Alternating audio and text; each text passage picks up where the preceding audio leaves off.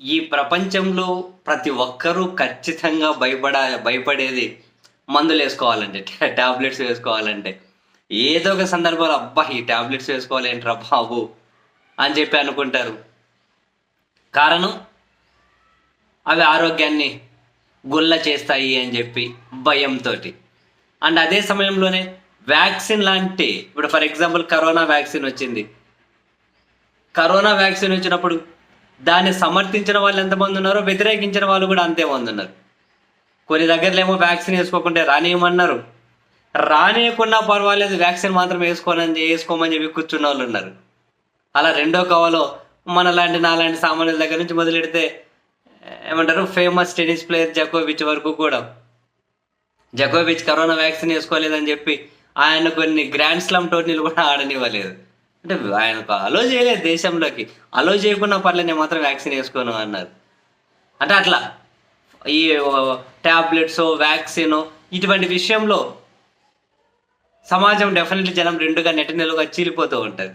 ఎవరి అభిప్రాయాలు వాళ్ళకు ఉంటాయి ఇందులో. ఈ క్రమంలో ప్రపంచంలో వ్యాక్సిన్ వ్యతిరేక ఉద్యమకారుల పేర్లు ఒక 2-3 మాట్లాడుకోవాలనుకోండి. ప్రపంచంలోనే ఆ 2-3 పేర్లలో ఉండే ఒక పేరు రాబర్ట్ ఎఫ్ జాన్ కెనడీ అని ఉంటారు. ఆర్ఎఫ్కే జూనియర్ అని. రాబర్ట్ ఎఫ్ జాన్ కెనడీ అని ఒక పేరు.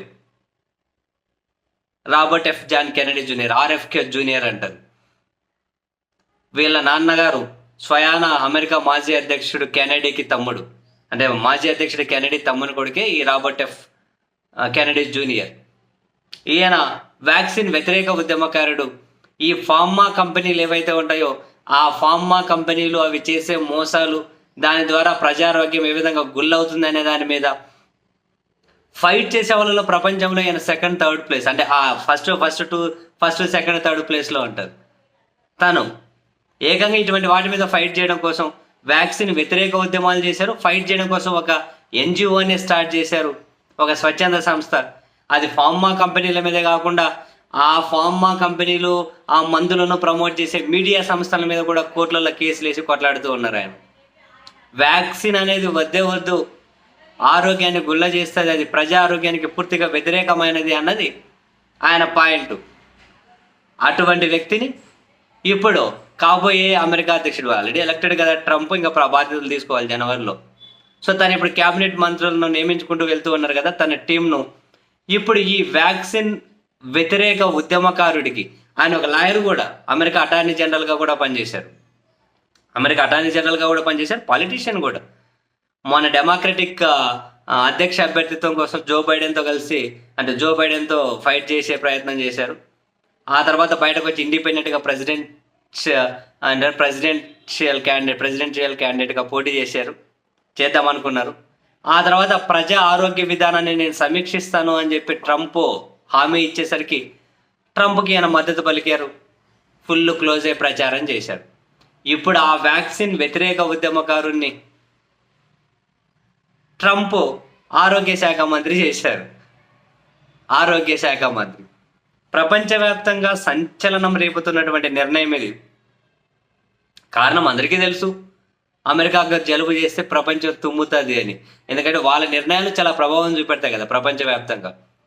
ఇప్పుడు అటువంటి దేశానికి ఫార్మా కంపెనీలకు వ్యతిరేకంగా, వ్యాక్సిన్లకు వ్యతిరేకంగా, టీకాలకు వ్యతిరేకంగా ఉద్యమాలు చేసినటువంటి ఆ వ్యక్తి అక్కడ ఆరోగ్య శాఖ మంత్రి, ప్రజా ఆరోగ్య శాఖ మంత్రి అయ్యారు. సో ఒక్కసారిగా ఫార్మా కంపెనీలు వాళ్ళు వీళ్ళు ఉలిక్కి పడుతూ ఉన్నారు. ఇది పూర్తిగా అసంబద్ధమైన నిర్ణయం అంటున్నారు కొందరు. నేను చెప్పాను కదా, ఇటువంటి విషయాల సమాజం రెండుగా చీలిపోతుంది.